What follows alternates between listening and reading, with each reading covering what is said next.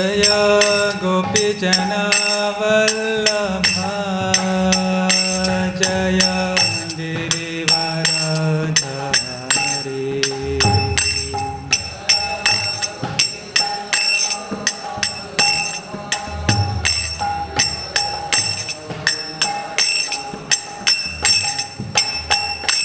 जय यशोदनन्दना जय व्रजजनरञ्जना।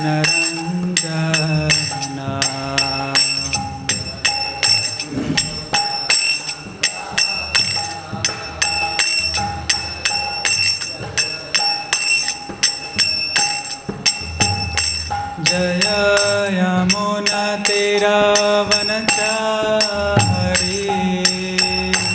जय कुञ्ज बिहारी। जय यमुनातीरवनचारी जय कुञ्ज बिहारी। जय राधा माधव जय कुञ्ज बिहारी।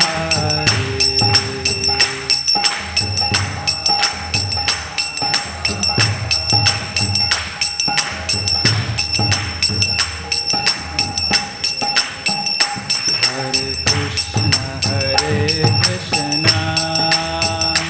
कृष्ण कृष्ण हरे हरे हरे राम राम राम हरे हरे। हरे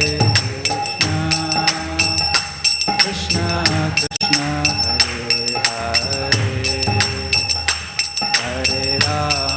हरे राम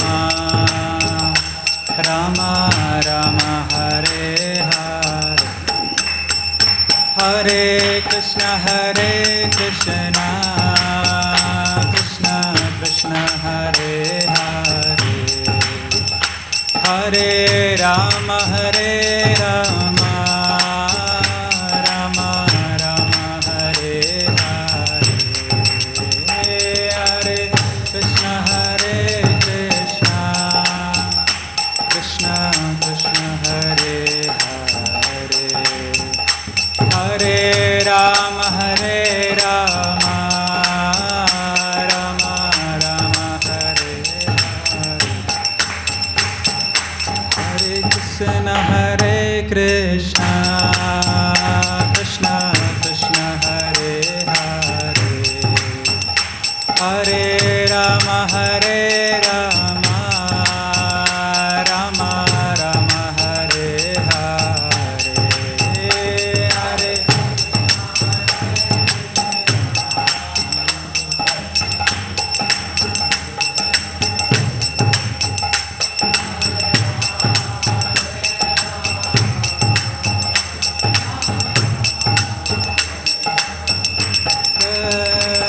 निताय गौरंग जय निताय गौरंग निताय गौरंग जय गौर हरे।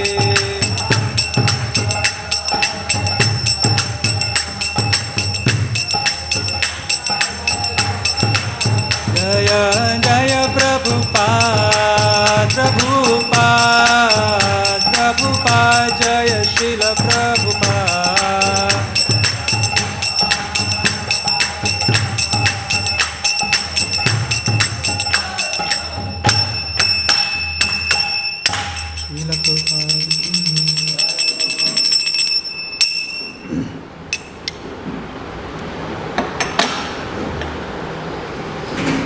ओम नमो भगवते वासुदेवाय।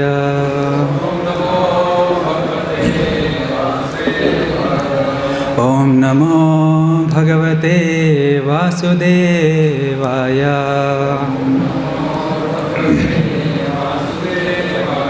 ओम नमो भगवते वासुदेवाय।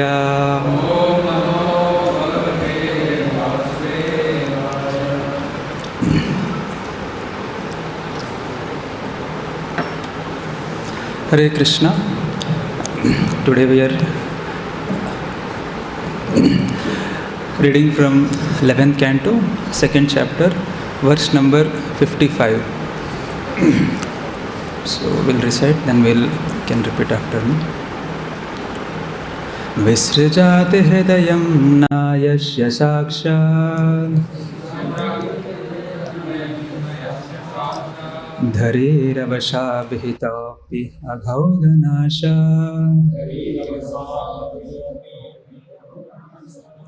pranaya rasanaya dritangri padma sabhavati bhagavat pradhana ukta vishrajate hridayam nayasya sakshat dhari avashabhitopi aghauganasha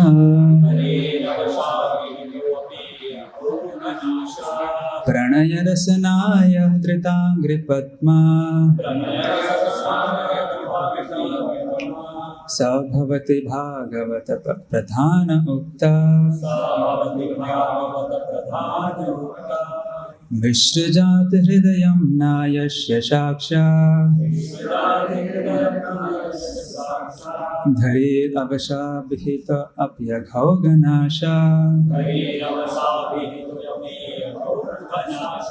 pranaya rasanaya dritangri padma sabhavati bhagavata pradhana ukta.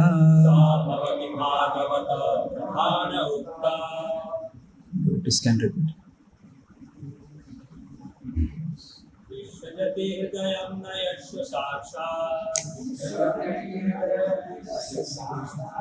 Hari avasabhito api aghauganasha pranaya rasanaya tritangri padma sabhavati bhagavata pradhana ukta.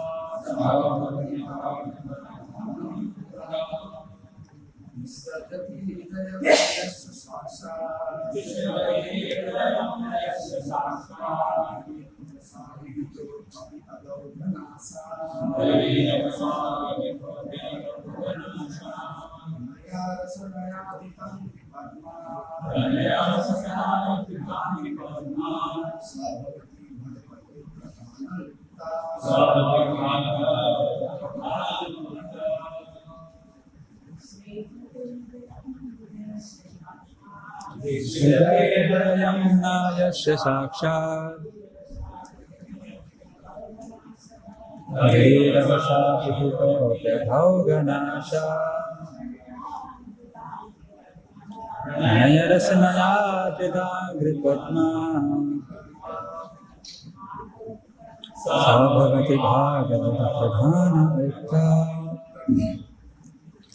Reading word to word translation, word to word meaning by the disciples of His Divine Grace, Srila SB-11.02.55 Swami Srila Prabhupada. Vishrajati, he leaves. Hridayam, the heart. Na, never. Yasya, of whom. Sakshat, himself. Hari, Lord Hari. Avasha, accidentally. Abhihita, called. Api, even though. Agha, of sins. Ogha, heaps. Nashaha, who destroys. Pranaya, of love. Rasanaya, by ropes. Dhrita, held. Angri Padma, his lotus feet. Sa, he. Bhavati, is. Bhagavata Pradhana, the foremost devotee. Uktaha, called. Translation. The Supreme Personality of Godhead is so kind to the conditioned souls that if they call upon Him by speaking His holy names, Even unintentionally or unwillingly, the Lord is inclined to destroy innumerable sinful reactions in their hearts. Therefore, when a devotee who has taken shelter of the Lord's lotus feet chants the holy names of Krishna with genuine love, the Supreme Personality of Godhead can never give up the heart of such a devotee. One who has thus captured the Supreme Lord within his heart is known to be Bhagavat Pradhana, the most exalted devotee of the Lord. Purport by the disciples of His Divine Grace A.C. Bhaktivedanta Swami Srila Prabhupada ki, his disciples ki. According to Srila Sridhara Swami, the essence of a pure devotee's qualifications is given in this verse. A pure devotee is one who has attracted the Lord by his love so that the Lord cannot give up the devotee's heart.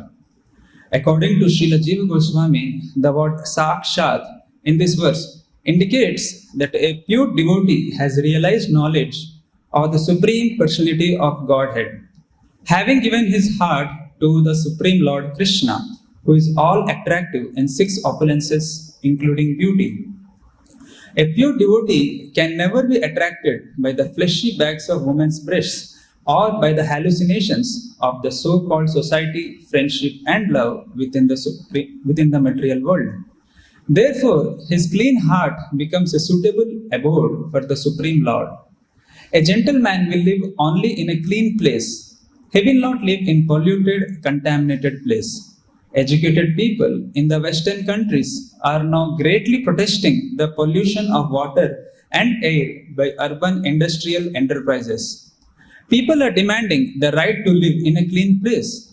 Similarly, Lord Krishna is the supreme gentleman, and therefore he will not live in a polluted heart, nor will he appear within the polluted mind of a conditioned soul. When a devotee surrenders to Lord Krishna and becomes a lover of the Lord by direct realization of Krishna's all-attractive nature, the Lord makes his residence in the clean heart and mind of such a pure devotee. According to Srila Jiva Goswami, Ya eta drisha pranayavams tena nena tu sarvada paramavasaneva kirtyamana sutaram evam eva ghauganaša syat. If a devotee is absorbed in the loving transcendental service of Krishna, directly or indirectly, he is always glorifying the Lord by transcendental loving service. Therefore, even if he chants the holy name of Krishna with improper attention, due to being absorbed in the Lord's service, the mercy of the Lord purifies his heart of all sinful reactions. As stated in Srimad Bhagavatam 2.1.11, Etan nirvidyamananam ichchatam akuto bhayam yoginam ripa nirnitam harer namanukirtanam. O King, constant chanting of the holy names of the Lord after the ways of the great authorities is the doubtless and fearless way of success for all, including those who are free from all material desires, those who are desirous of all material enjoyment, and also those who are self-satisfied by the dint of transcendental knowledge. Therefore, if one who has not come to the platform of loving devotional service chants the holy names of Krishna, he will also be gradually freed from all sinful reactions. In the 6th canto of Srimad Bhagavatam, in the purports of the history of Ajamil, Srila Prabhupada has elaborately explained the holy name's potency to purify even an ordinary person. Srila Vishwanath Chakravarti Thakur has nicely explained the process of bringing the Supreme Lord under control. Mother Yashoda bound the child Krishna to a grinding mortar with a rope. Krishna, being attracted by the inconceivable love of his devotees, allowed himself to be bound. Therefore, although Lord Krishna binds all the conditioned souls by the chains of his illusory potency, Maya, if those same conditioned souls become pure devotees of the Lord, they can in turn bind Krishna by the chains of love of God. According to Srila Bhakti Siddhanta Saraswati Thakur, all the world's inauspicious conditions due to sinful activities can be immediately eradicated by the chanting of the Lord's holy name. The Supreme Personality of Godhead never leaves the hearts of those who give up all sinful behavior and chant his holy names. Even if such chanting is not yet perfect, devotees who have always remained in the Lord's service will gradually come to the stage of Premanistha or steady love of Godhead. Then they are to be considered Mahabhagavats or pure devotees of the Lord. Thus ends the purports of the humble servants of His Divine Grace A.C. Bhaktivedanta Swami Prabhupada to the 11th Canto, 2nd chapter of Srimad Bhagavatam entitled Maharaj Nimi Meets the Nine Yogendras. We'll chant prayers.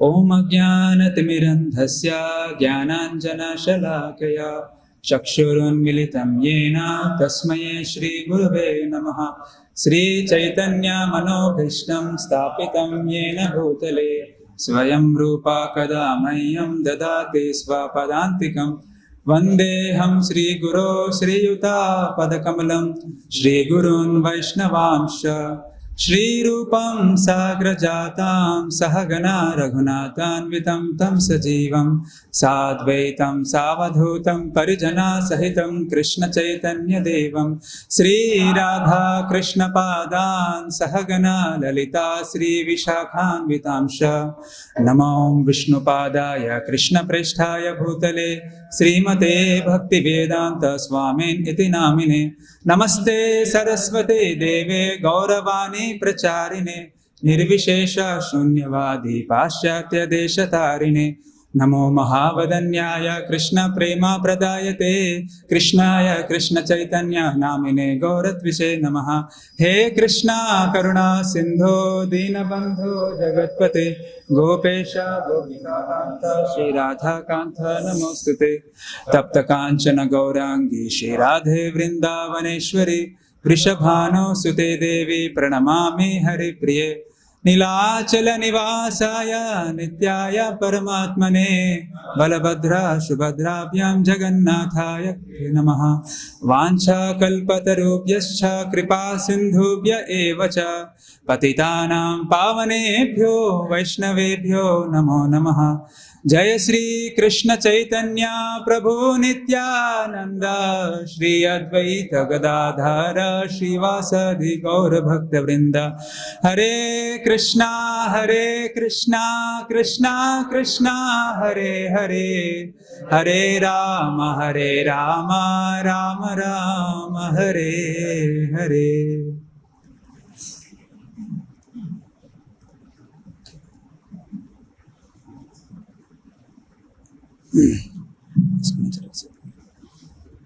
Hare Krishna. I seek the blessings of all the devotees, especially the senior devotees, His Grace Prem Swarup Prabhu, His Grace Vrindavanchari Prabhu, His Grace Rajgopnath Prabhu, His Grace Srinita Prabhu, His Grace Nimayanand Prabhu, that I can speak something worthwhile for the purification of my heart and the glorification of Lord. Shri Shri Nitai Gauranga Bhagwan ki, Srila Prabhupada ki.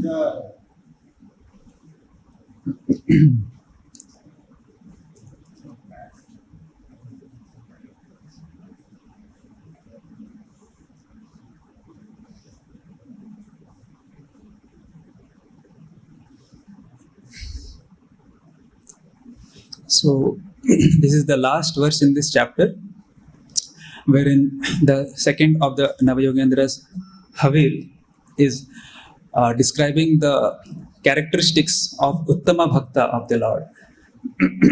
So, in the beginning, he had given an initial brief understanding of the three the cadres of devotees, and later on, he goes on to explain the wonderful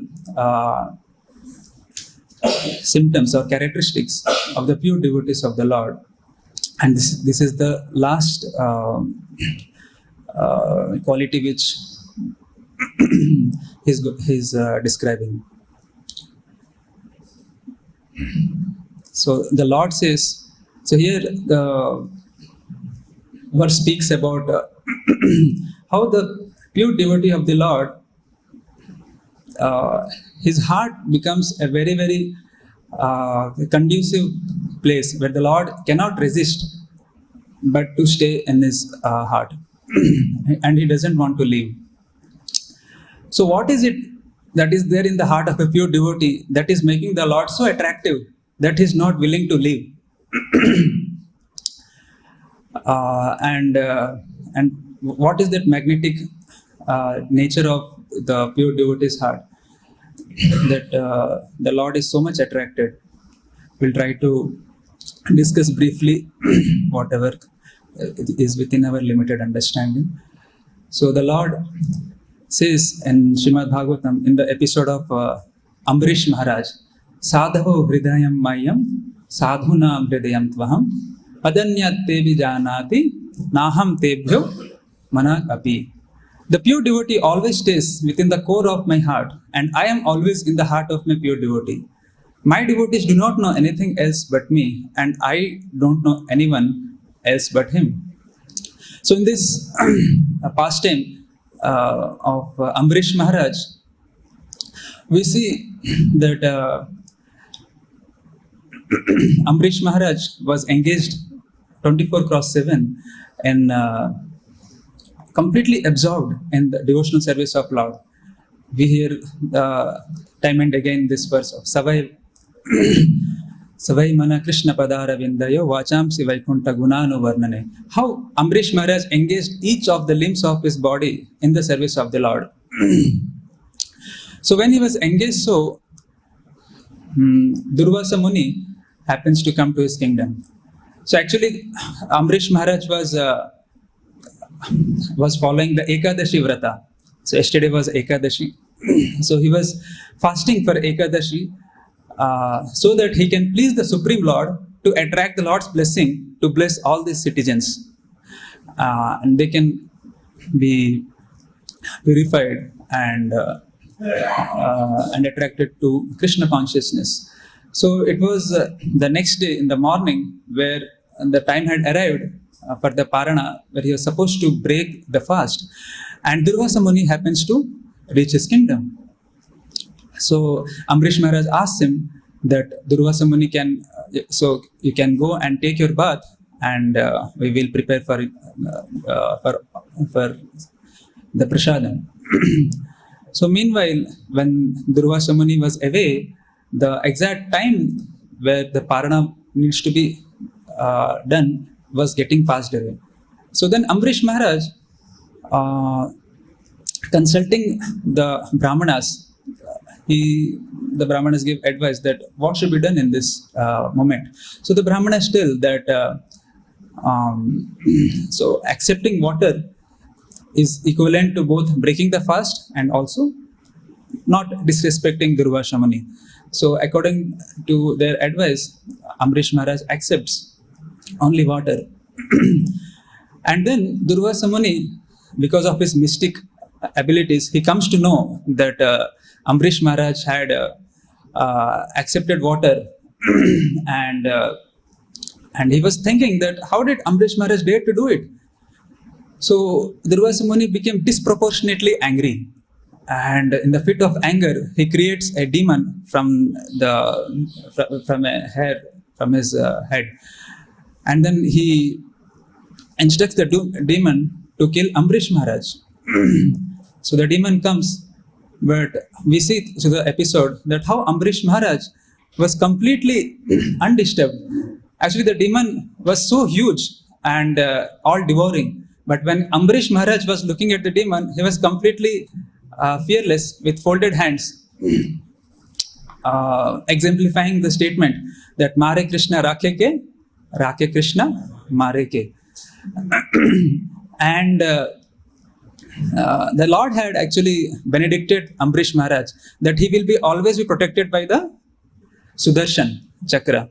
So when the demon was about to attack, the Sudarshan Chakra comes in the front and it actually slits off the throat of the demon, and the demons fall dead, and the Sudarshan Chakra starts chasing Durvasa Muni. And then Durvasa Muni becomes fearful and he starts fleeing away. So we see a contrast between the responses of Durvasa Muni and Amrish Maharaj when they're put in danger. So Amrish Maharaj took this, if this is what I deserve, if this is what the Lord has got to give me, so be it. But Durvasa Muni wanted to save himself. And he goes all around the universe to the point that he even goes to Vaikuntha and and begs Lord Vishnu.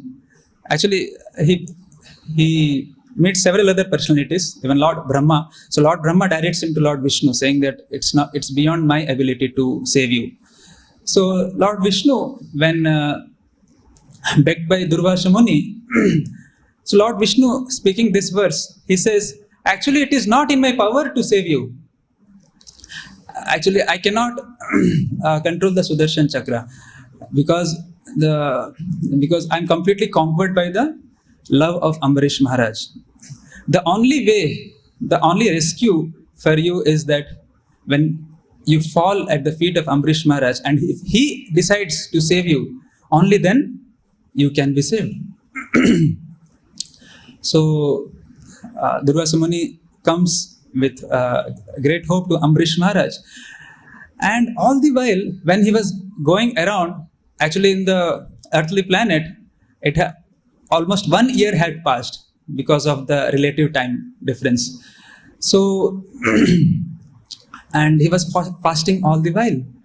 And when when Durvasa Muni came, so Amrish Maharaj, without complaining or without arguing, he immediately accepted and he forgave Amrish Maharaj, and he actually embraces him.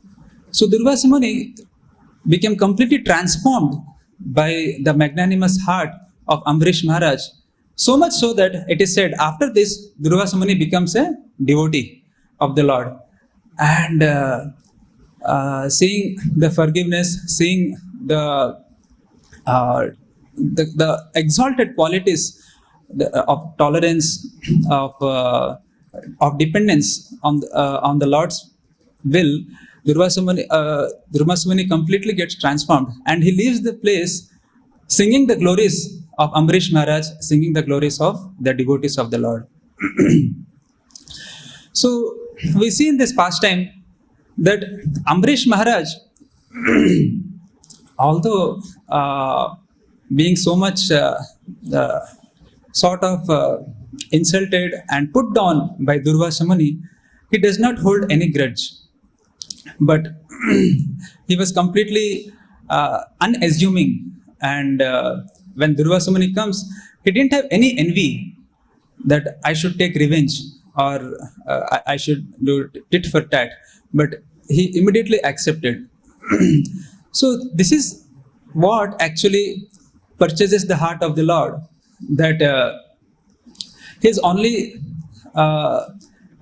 behaving exactly like a puppet in the Lord's hand, simply wanting to please him and willing to accept any difficulty and challenge if this is what is good for him as decided by the Lord. So that is why the Lord is very happy and pleased to reside in such a heart which is filled with such magnanimous qualities. We also hear the song Ei Baro Karuna Karo Vaishnava Gosai. So in the I think in the 4th or 5th paragraph, the song says Tomara Hridaya Kore Govinda Vishram Govinda Kore Namora Vaishnava Prana. So I was hearing once in the lecture of Radhesham Prabhu, where he was saying that why is the Lord is able to do Vishram in the heart of a pure devotee? It is because the pure devotee doesn't have any desires for his own selfish interest. He only desires to serve the Lord and please the Lord.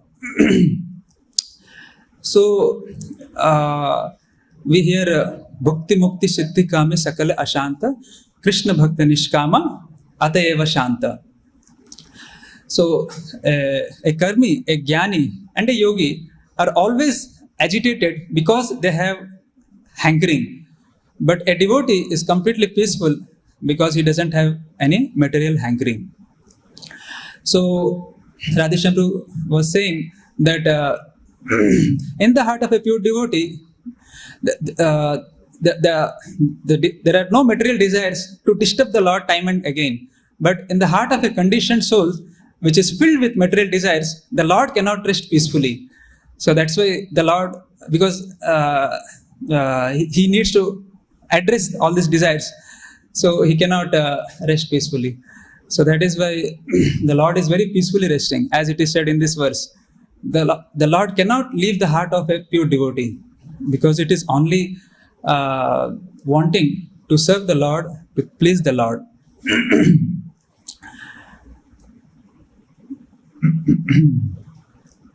But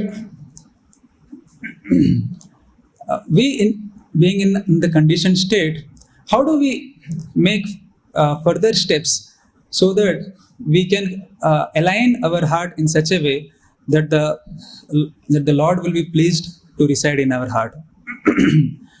So I think day before yesterday, His Grace Amar Kishor Prabhu was speaking about Rasa. So the living entity, the Jivatma, is actually always looking for Rasa. He is by nature Anandamayo Bhyasyat. So when he comes to this world, because he has the experience of tasting that oceanic amount of Rasa in the spiritual world, that inertia causes him to look for that Rasa even in this material world. But in this material world, when he interfaces with the pleasures, with the objects of this world, the experience is exactly like a bodybuilder who has a diet of 60 chapatis. He is only given only 2 chapatis. So how would be the experience? So that is the experience the living entity feels when he interfaces with the gross and the subtle pleasures of this world. Because the hunger of the soul is oceanic for Rasa, and Krishna is Akhila Rasamrita Murti, or Raso Vaishaha, or his ocean of pleasure. The oceanic need of the living entity for Rasa can only be satisfied only by the oceanic Lord. So that is why till that moment we again re-establish our sambandha with the Supreme Lord. There is no question of again even experiencing a trace of Rasa which the living entity was experiencing in the spiritual world. Actually, we can also analyze our own selves to understand how much we were actually loving the Supreme Lord when we were in the spiritual world. We see the obsession which a conditioned soul has for enjoying the gross and the subtle pleasures of this world gives an indication that how much intensely the living entity was actually loving the Supreme Lord. Because what has happened is that the object has changed because of getting covered over, but the tendency is the same. So sometimes when I see in my heart the strong desire to lord it over material energy, I mean it can be a hope-giving experience that, oh, if I would, when I was purified, actually this much intensity and much more than that, I was actually loving the Lord and desiring the Lord to please the Lord. So if by sincerely following the process given by Srila Prabhupada, by the spiritual master, if I can sincerely all throughout my life align with this process, then again that original love can be revived, and I can redirect this propensity to the right object, to the Supreme Lord. So to try to little bit understand how much the conditioned soul is obsessed to enjoy the things of this world, we'll try to look at a small analogy which comes in Srimad Bhagavatam. First we'll look at this verse from Bhagavad Gita, the second chapter, verse number 60. Yatato api kaunteya purushasya vipaschitaha indriyani pramathini haranti prashabham manaha. The senses are so strong and impetuous, O Arjuna, they forcibly carry even the mind of a man of discrimination and one who is endeavoring to control them. So Srimad Bhagavatam tells that how in various living entities in the 84 lakh species, actually all the living entities do not have all their senses fully developed. Some senses, or one or two, are developed. For example, and that sense becomes the cause of their misery. For example, if we take the ears, so the example is given of the deer in the forest. So for the deer, the sweet music is very, very attractive.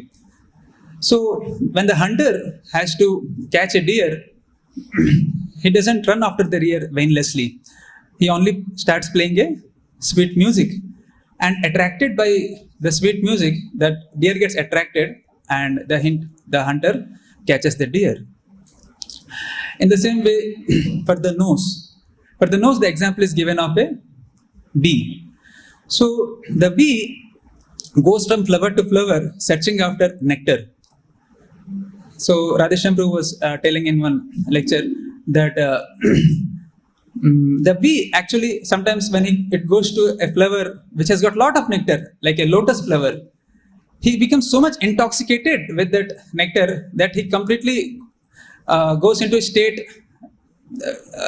where he is kind of semi-conscious, and he falls into the lotus flower, and when the day progresses, in the evening the lotus flower closes up and the bee gets suffocated, and he dies there only. So actually Radheshyam Prabhu says that the bee is so powerful that it can even drill a hole through even hard substances, but when it indulges in gratification, it becomes so weak and covered over that is not able to even pierce the petal of a lotus flower. So in the same way, when we also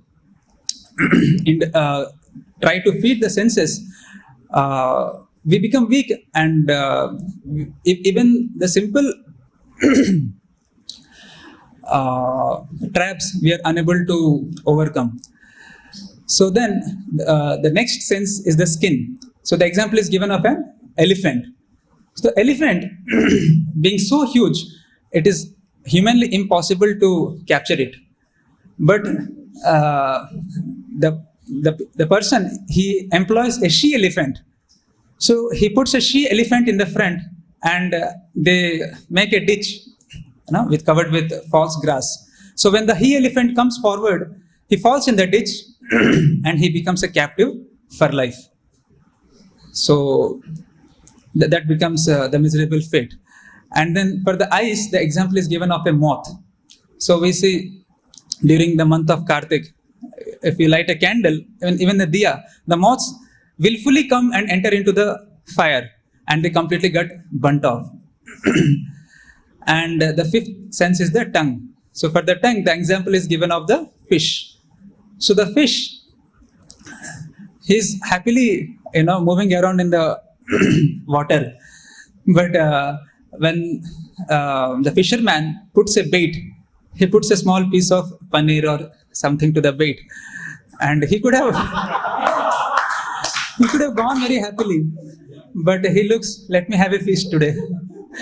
So he goes and eats the paneer, but the fisherman doesn't pull it so immediately. He allows the fish to swallow, and once it reaches the chest, then he pulls it, and it exactly pierces the heart or the chest, and the swap and flapping up and down, the fish actually comes out. So these examples are given to show that how each of the senses in the living entity becomes the cause of their unhappiness, of their misery, and they become trapped because of that. But if we analyze in a human being, all the five senses are fully developed, and they're fully vulnerable to be to become the source of one's misery. And how much bewildered and dangerous position the living entity is. So in such a position, in the purport, Srila Prabhupada says that it is not possible for the living entity just by trying to say no to overcome the pullings of the senses, but he requires some higher engagement. So in the purport he says, Krishna consciousness is such a transcendental nice thing that automatically material enjoyment becomes distasteful. Exactly like a hungry man had satisfied his hunger by sufficient quantity of nutritious eatables. So, so the only way to come out of this trap is by developing higher taste. Now, the higher taste is something which is actually a gift of the something which can be awarded by the Lord, pleased by the devotees' endeavors. So now we will try to briefly discuss that how should we make our heart in such a way that the Lord will be pleased to make his residence and give us that higher taste, so that we will not be carried away by the pullings and the pushings of these five senses. So this is what we are going to discuss in the remaining few minutes, which is there. So the Lord is called as Madhusudan, the killer of the demon Madhu. And Madhu also means honey. So the Lord will be pleased to reside in our heart when he sees the honey of the devotional feelings which a devotee has for the Lord. So what is that honey which the Lord is wanting to taste? So we will try to speak it in an acronym which is called as GREAT, G-R-E-A-T. So what is there in a great devotee that is making the Lord so irresistible to come and reside in his heart? So I will quickly tell what this great means. So G stands for gratitude and R stands for respect. Respect for all the spiritual items, especially respect for devotees and respect for the holy names. And G-R-E. E stands for expecting mercy, being in the mood of an expectant. The Prabhupada says expectant consciousness. And A for accepting reactions for one's own past deeds. And T stands for tolerating reversals happily. So when a devotee has these five qualities, then he is able to make an environment in the heart where the Lord is pleased to come and reside. So we'll begin with gratitude. We'll see how much we are able to cover because the time is short, but I'll try to mention the essential points. So I was hearing recently a lecture by His Holiness Radhana Swami Maharaj on gratitude. I'll try to speak some things from there. So Maharaj was mentioning that gratitude is such an essential quality that without gratitude, one cannot even understand what is Krishna consciousness. So before gratitude comes humility. So because the opposite of humility is pride. So Srila Prabhupada says that Krishna consciousness is simple for the simple. But when one becomes proud, then even the simple Krishna consciousness becomes very complicated. Pride means, the symptom of pride is that he starts feeling that I deserve. So what feels he deserves various things.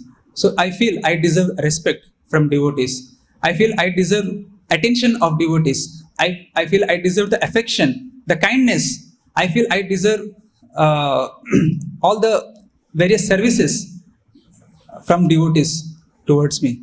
So when he has this deserving tendency, he cannot become grateful because he thinks, oh, this is what I had to receive. So the gratitude cannot come about. So pride is such a thing, exactly like the lust.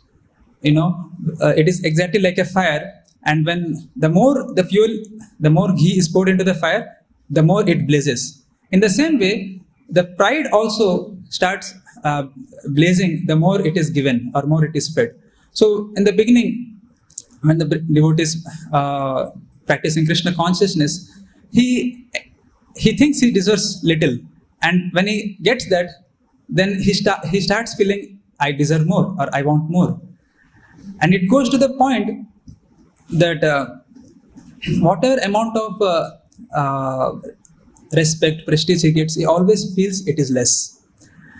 So the example is given of Hiranyakashipu. Hiranyakashipu had control literally over the entire universe, but he was being offered homage by even the demigods. He had control even on the environment conditions, but still he was not satisfied because his hunger for respect and adoration and service had crossed the limits. So,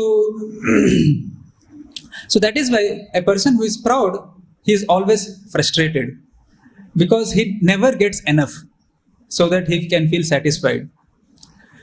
So even in our day-to-day relationships, when we are dealing with devotees, when we have this consciousness of I feel I deserve respect, I deserve affection, I deserve the service from other devotees, it is very likely that the devotee will be frustrated because there will be a time where these needs will not be met, and it can happen quite often. But humility, on the contrary, means not just feeling I don't deserve, but also to the extent of I deserve worse. So, so a devotee who feels like that, actually he can always remain happy. And contrary to the devotee who feels I deserve. So because when he feels I don't deserve, I deserve worst, even if something bad comes in his life, he is able to see that this is the hand of Krishna which is coming in my life. Because I am practicing devotional service, because I'm trying to practice, because I'm connected to the devotees, because I am trying to follow the principles given by the parampara. So there must be something good which the Lord has got to do in this situation which is coming to me. So a humble person has this consciousness for every apparently bad situation which is coming in his life. So Maharaj was saying, so actually this is the qualification for a devotee to be able to value the mercy which is coming in his life. So the meaning of the word mercy means receiving something when we are not qualified to get. So when the devotee feels that I actually deserve the mercy, the kindness, the respect, then whenever it comes also he cannot value. So but a devotee, when he feels that he doesn't deserve and then he receives the mercy, then he is able to value it. And actually this consciousness is the digestive power which can actually assimilate the mercy which is already flowing in our life. So in the song of Suddha Bhakata Charanarenu Bhajana Anukula, so Bhaktivinoda Thakur describes about the various forms of mercy which is the devotee is engulfed with. So Bhaktivinoda Thakur tells about the Prasadam mercy, the mercy of association, the mercy of getting an opportunity to reside in a dham, the mercy of being able to take the darshan of the beautiful lordships. So all these forms of mercy can only be digested by a devotee, one who is simple and humble. Else, one may be chanting the holy names, one may be hearing Krishna Katha, one may be taking darshan, one may be taking the Charnamrit and taking prasad, but it is not bringing about much transformation in the heart because he doesn't have the digestive power.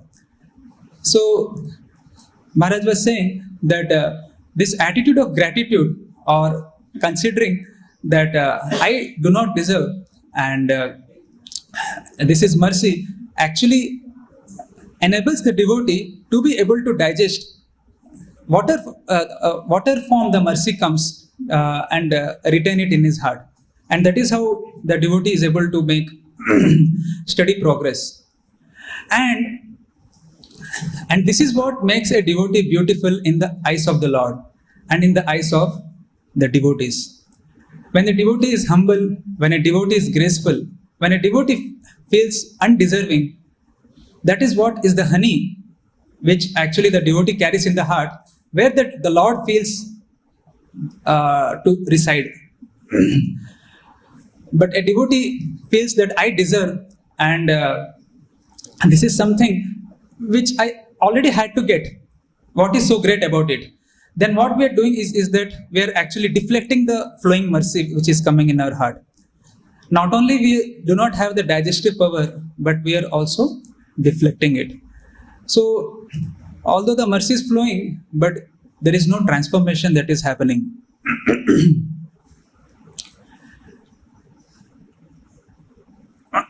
So that is why this Sri Chaitanya Mahaprabhu asked to keep this verse as a necklace around our neck. Trinadapi sunichena tarorapi sahishnuna amanena manadena kirtaniya sadahari.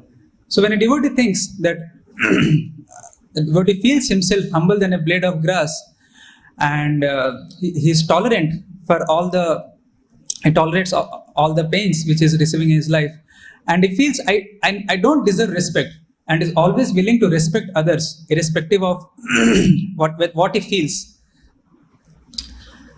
And when he chants with this attitude, then the holy name actually does the desired purification which it can do in the heart of the devotee. So when he is humble, like we mentioned, even the difficult situation which comes in the life of a devotee, the devotee is able to thank the Lord. Even when the devotee is punished, even when the devotee is insulted or criticized, he is able to take with a grateful spirit, because he feels that because the Lord is sending me, so he must be doing this with a purpose. Exactly like a doctor.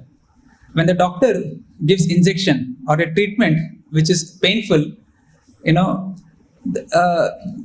despite it is externally painful, but the patient is actually grateful that the doctor is doing something to cure my disease, because in the long run, it is going to render me happy and free from the disease. In the same way, when the devotee sees, actually the Lord, through the agency of the devotees, is actually sending these situations so that I can be cured of certain stumbling blocks which are not allowing me to go forward, then the devotee is able to process that situation as something which is for his welfare, and he can remain happy even in an apparently difficult situation. So I will conclude with the pastime of the milk drinking brahmachari, which comes in the Chaitanya Charitamrita. So in this pastime, the milk drinking brahmachari was only drinking milk from his childhood, Maharaj says actually. And he was a celibate. And he was so intensely desiring to actually witness the dancing of the Lord in the home of Srivas Thakur. So he goes and begs to Srivas Thakur to allow entrance to be able to behold the Lord's dance. So in the beginning, Srivas Thakur actually says, no, this is not possible.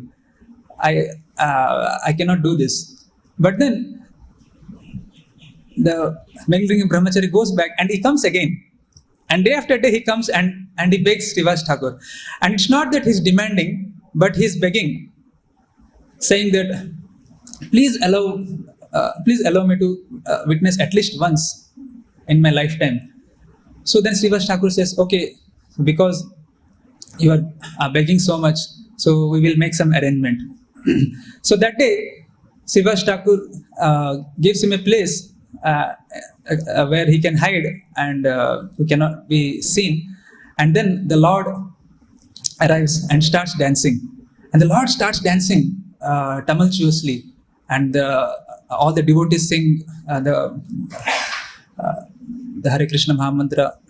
And the Lord starts jumping high in the air, and he goes into ecstasy. And after a while, the Lord stops dancing and he says, there is something wrong today, that I am not able to experience the ecstasy which I usually get while dancing in Kirtan. Is there anyone who is here who is not supposed to be witnessing this dance? So then everybody is silent. Then Srivas Thakur says, my dear Lord, there are no atheists or there are no blasphemers. There is only a brahmachari who's very austere and who is a celibate. And he drinks only milk. And then Mahaprabhu's anger knew no bounds. Get that brahmachari out of this place. What nonsense. What does he think? By drinking milk, he can get my darshan or he can get to see my dance? It is not austerities by which one can attain Krishna. When he tells Gajendra, what was his qualification? Did Gajendra perform any austerity that he got to see the Supreme Lord? No. Gajendra called out the Lord feelingly, and because of his devotion, the Lord became attracted. What was the qualification of the gopis? Did they perform austerities? What was the qualification of Hanuman? Did they perform austerities? No, it is their devotion in the heart and the helpless calling which is what attracted the Lord. So get that brahmachari out here right now. So actually and then the brahmachari he walks out of the home, and it was actually a big insult for the brahmachari, because he was literally blasted, not privately, in front of all the Vaishnavas. But then when he was walking out, in the mind of the brahmachari, this is what was going on.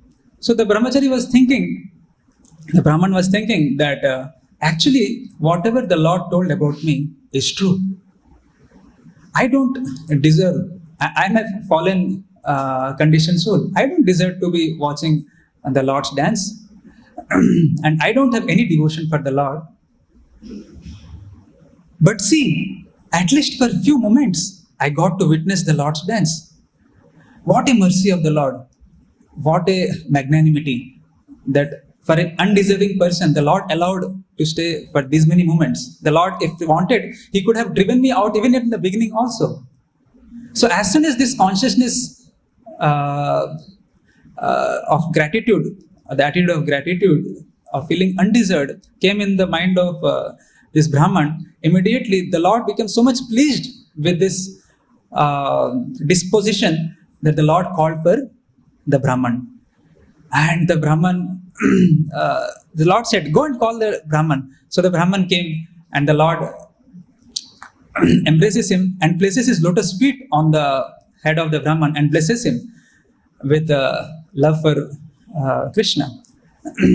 So then the Lord explains that it is not by austerities, it is not that somebody is fasting or somebody is doing tapasya that he can attain me, or by mercy, but it is by devotion, or it is this feeling of humility, simple and humble devotion which actually attracts the heart.